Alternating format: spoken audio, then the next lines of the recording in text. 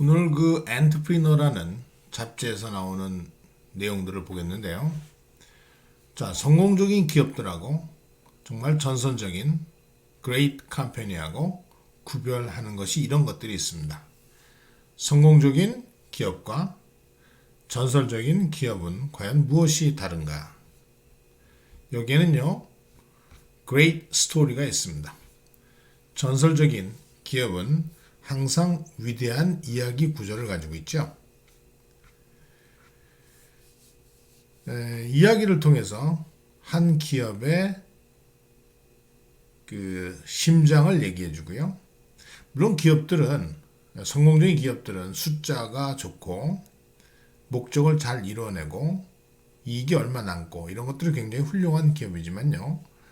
전설적인 기업이라고 할 수 있는 기업은 바로 그 숫자들이 우리 머릿속에 얘기하는 것이 아니고 거기에 담긴 스토리들이 우리의 가슴 속에 얘기해 주기 때문에 가능해요. 우리 스토리들은요, 이 기업들의 스토리들은 우리한테 정보를 줄 뿐만이 아니고 우리를 감동하게 하고 또 그 기업의 뜻에 감동하게 하고요. 또 그럼으로써 같이 움직이게 하고 있습니다. 바로 이런 것은 기업이 가지고 있는 스토리텔링의 사이언스라고 볼 수 있거든요. 바로 우리가 어떻게 얘기를 하는 그 방식, 그것이 바로 우리를 인간으로 만들어 주듯이 한 기업이 어떻게 스토리를 가지고 있는 구조가 얼마나 중요한지, 레전드리 기업은 항상 그런 엄청난 스토리 구조를 가지고 있습니다. 신화들과 영웅들은 모든 인간 역사에 있어서 중요한 구조죠. 부족을 만들고 제국을 건설하고요. 국가들을 유지하고 기업도 똑같습니다. 자, 그러면은 이 기업의 스토리 구조를 우리가 Hero's Journey라고 볼 수 있는데 거기에 8가지 요소들이 있습니다. 각 성공하는 기업, 전설적인 기업들은요, 성공할 정도만이 아니고 전설적인 기업은 그만큼 모든 사람한테 들려질 만한 가치 있는 이야기들이 있습니다.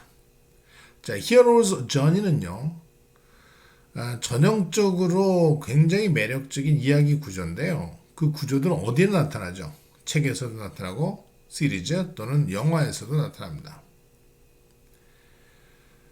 우리의 그 영웅들과 또는 우리의 전쟁, 투쟁들 속의 이야기에서 다 나타나는 구조입니다. 바로 위대한 전설적인 기업들의 구조 속에서도 당연히 나타날 수 있죠. 그럼 이런 것들이 몇 가지가 있는지 8가지를 한번 정리해 봤습니다. 첫 번째 꼭 가져야 될 것이 Call to Adventure입니다. 리드 헤스팅스라는 넷플릭스를 만든 CEO가 있죠. CEO가 한 에피소드를 얘기합니다. 자기가 아폴로 13호라는 비디오를 블록버스터한테 빌렸는데, 블록버스터 유명한 비디오 가게죠. 제때 갖다 주지 못했어요.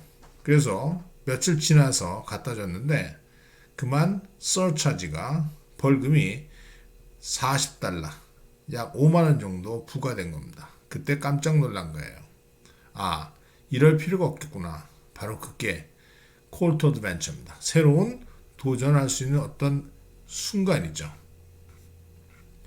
그 순간의 이야기가 있습니다. 물론 이것이 완벽한 이야기는 아니겠지만 우리의 관심을, 호기심을 불러일으킬 만한 시작의 이야기입니다.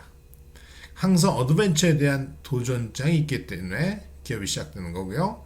그 스토리에는 그 어드벤처의 도전이 항상 시작점이 있었다는 거예요. 두 번째로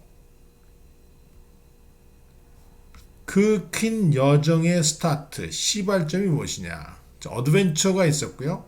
그 다음에 그 여정의 시작이 어떻게 됐는지. 여러분 켄터키 프라이드 치킨 보면 그 할아버지가 보이죠. 그 할아버지가 커널 헐앤 샌더스, 즉 샌더스 대령이라는 분인데요. 뭐 실제 진짜 군대 계급은 아니고요. 그 당시 의용군 같은 대령의 직위를 가진 사람입니다.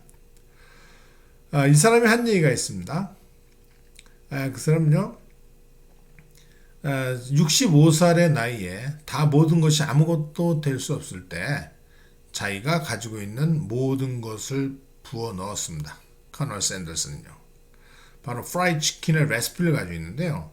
11가지 허브향하고 스파이스, 양념을 가지고 있던 자기의 비법이에요. 그리고 거기서 끝난 것이 아니고 그것을 가지고 그 이야기를 듣고자 했던 모든 레스토랑을 찾아다닙니다. 65살의 나이에요. 그래서 자기의 요리법을 얘기했고 그 요리법이 성공되면서 자기의 유명한 치킨 레스토랑 체인이 된 것이죠. 켄터키 프라이드 시작입니다. 바로 이렇게 여행의 시작이 있겠죠. 모든 여행은 첫 걸음부터 시작을 하고요. 모든 위대한 기업들이 크게 시작되지 않습니다. 작게 시작되죠. 작은 팀으로 시작하고 그들의 지치지 않는 에너지, 그 다음에 한 아이디어를 가지고 시작을 합니다. 그래서 전설이 되는 것이죠. 처음 시작은 작지만 그러나 그것이 가지고 있는 그 많은 어려운 그런 경험들이 바로 영웅들을 위대한 이야기들을 낳고 신화를 낳고 전설을 낳습니다. 바로 전설적인 기업들은 그것을 듣는 소비자 청취자들한테 자기들이 드림이 있었고 뭐 라면만 먹는 긴 시간들이 있었고 열정적인 작업의 시간이 있었고 이런 얘기를 해줄 수 있는 그런 순간들이 있을 수밖에 없는 이야기죠. 꼭 이야기에는 그 여행의 시작이 있고요. 그 다음으로는 멘토로부터 도움입니다. 우리가 다 알고 있는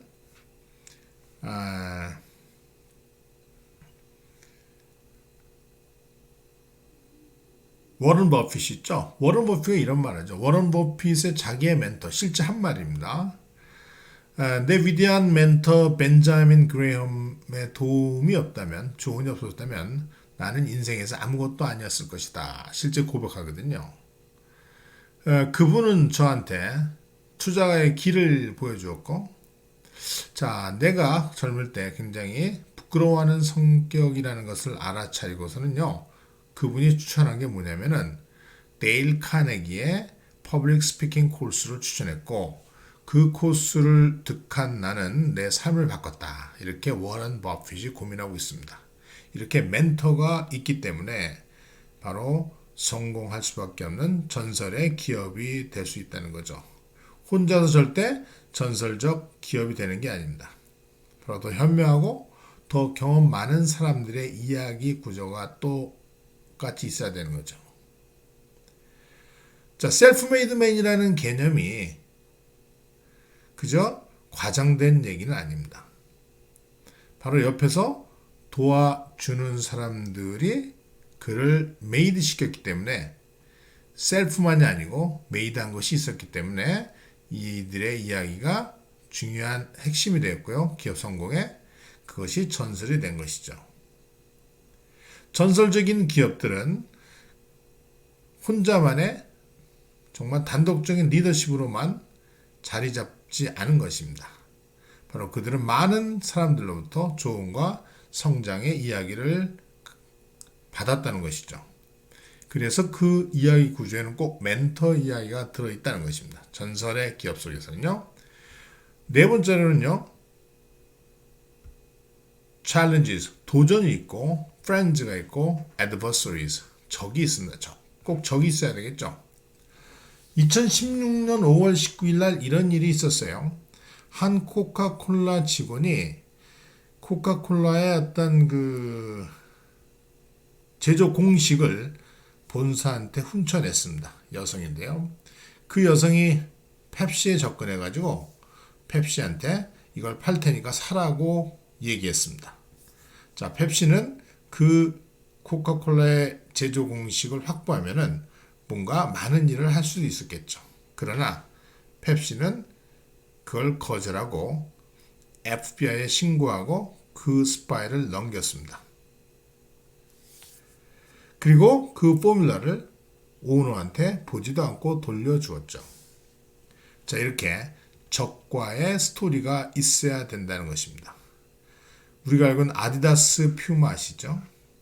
그 다음 맥도날드하고 버거킹, 마이크로소프트, 애플 이렇게 적들이 있어야지 기업 성공의 스토리의 핵심적인 부분들이 꼭 필요한 것이죠. 훌륭한 영웅은 훌륭한 라이벌을 필요로 합니다.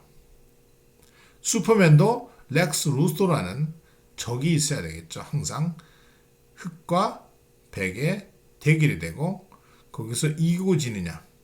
그래서 전설적인 기업들은 그들의 적을 인정하고 그들과 맞서며 무엇보다도 그들을 한편으로 존중해주고 그걸 극복을 하죠. 그래서 전설에 이르는 길이 항상 챌린지가 있을 수밖에 없고요. 회사의 파트너들과 친구들이 있을 수밖에 없고 바로 그것들이 한 기업을 적으로 전설적으로 만드는 획기적인 스토리의 구성이 될 수밖에 없습니다. 다음에는 파이널 챌린지가 있어야 되겠죠. 1971년 10월 달에 플로리다에 월트 디즈니 월드가 만들어지죠. LA도 있고 이제 더 큰 거는 이제 플로리다 올랜도에 있는 월트 디즈니 센터 월드인데요. 71년에 만들어집니다. 그때 이제 막 얼마 전에 월트 디즈니가 서거했어요. 죽었어요. 그의 꿈이었지만 결국 꿈을 이루지 못하고 봤죠. 그래서 과연 그 월트 디즈니가 죽은 상황에서 이런 새로운 플로리다의 새로운 어뮤즈먼트 파크가 성공할 수 있을까? 모두가 두려워했었습니다. 그냥 첫날에 오픈한 지 첫날에 거의 40만 명, 한 달 동안 40만 명 이상의 사람들이 거기에 참가해서 대성공을 이뤄냈죠. 이렇게 사업체들은 매일매일 도전을 받고 있고 그 도전 속에선 위협을 맞을 수 있고요. 두려움을 맞을 수 있습니다. 과연 정복할 수 없는 어마어마한 산이 앞에 있는 법이죠. 이런 스토리들이 꼭 있어서 이것들을 극복한 것이 진정한 레전더리 컴퍼니가 될 수 있죠. 이렇게 레전더리 컴퍼니들은 그들 스토리에 꼭 이런 순간들을 포착하고 잘 활용할 수 있는 방법을 아는 기업들입니다. 그래서 그것을 자기들의 스타일과 또 기업의 스피릿과 어떤 에토스, 정서의 일부로 통합해 넣을 줄 아는 그런 기업들이 바로 레전더리 컴퍼니가 됩니다. 여섯 번째로는 넘어지고 다시 태어나는 이야기가 있어야 되겠죠. 1985년 스티브 잡스가요. 자기가 만들었던 회사로부터 쫓겨나죠. 애플로부터. 주주들로부터 쫓겨납니다. 뭐 그때도 상당히 돈이 있었죠. 다른 사업을 하다가 다시 1997년 12년 만에 돌아와서 그 회사의 선두주자가 되는데요. 바로 그때 애플이라는 전설을 만듭니다. 이렇게 실패하고 다시 태어나는 이야기가 꼭 있어야 될 겁니다. 그래야지만 레전더리 기업이 될 수 있고요.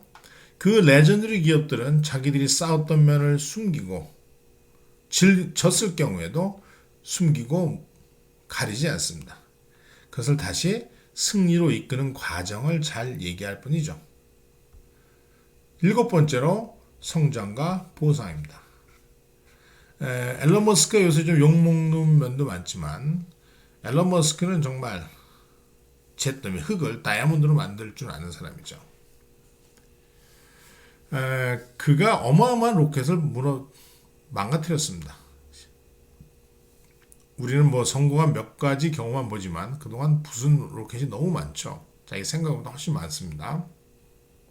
이런 반복을 통해서 성장하고 새로운 걸 만들고 결국은 보상을 받게 되죠. 정체해 있는 기업은 죽은 기업입니다. 전설적인 기업들은 자기들이 필요하는 도전을 맞으면서 성장하고 그러면 거기서 보상을 받게 되죠. 마지막으로 어떻게 될까요? 항상 노말로 돌아가야 되는 겁니다. 끊임없이 움직이고 싸우기만, 움직이만 하면 안 되겠죠. 그래서 아주 정교한 매니지먼트, 정말 precise 매니지먼트 루틴이 있어야지만 다시 또 새로운 도전을 갈 수 있고 항상 정상으로 돌아가는 그 스토리들이 있어야 된다는 것입니다. 자, 이렇게 레전드리 기업, 단순한 성공의 기업이 아니고 전설적인 기업에는 항상 스토리 플롯이 있는데 그 스토리에서 이런 8가지가 필요하다는 것을 한번 같이 봤습니다. 앞으로 과연 그 기업이 전설적인 기업이라고 생각할 때 이 8가지 요소들을 한번 곰곰이 생각해 보세요. 항상 이 스토리 구성들은 있게 될 겁니다.